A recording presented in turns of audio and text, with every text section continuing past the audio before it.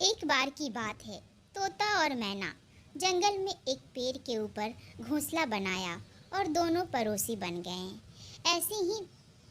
ऐसे ही बीतता चला गया और बहुत दिनों के बाद में मैना दो बच्चे को जन्म दिया। बच्चे जन्म देने के कुछ दिन तक वह अपने घोंसले में ही बच्चों के साथ समय बिताती। जैसे जैसे बच्चे बड़े हो जाते हैं, बच्चे के भोजन के लिए मैना इधर उधर खाना की तलाश में लग जाती है, लेकिन बच्चों को छोड़ने के लिए उसका मन नहीं मानता। उसी समय तोता बोलता है, मैना बहन, तुम जाओ, मैं बच्चे को संभाल लूँगा। यह बात सुनकर मैना को कुछ समय के लिए उसे खाना तलाशने का टाइम मिल जाता है और वह खाना के लिए इधर उधर घूमने लगी। कुछ दूर जाने के बाद उसे खाना मिला और वह खाने को अपने चोंच में लेकर जैसे ही वहाँ से उड़ने की कोशिश की, शिकारी वहाँ जाल बिछा के बैठा हुआ था और वह मैना उस जाल में फंस गई। अब वह बहुत कोशिश की कि इस जाल से बाहर निकले, लेकिन शिकारी के जाल से वह बाहर नहीं निकल पाई।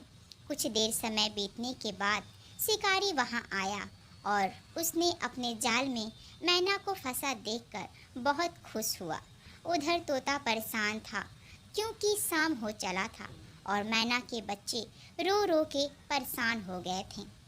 तोते को कुछ समझ में नहीं आ रहा था कि मैं क्या करूं। फिर तोता अपने घोंसले से बाहर जाकर मैना को ढूंढने निकला। कुछ दूर जाने के बाद मैना नहीं मिली। तोता तब वापस लौट आया घोंसले में।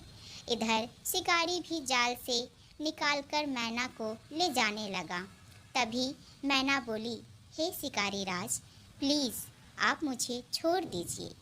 मेरे बच्चे भूखे होंगे और मेरे इंतज़ार कर रहे होंगे। अगर हम नहीं जाएंगे तो मेरा बच्चा भूखा मर जाएगा। आपके भी घर में तो बच्चे होंगे।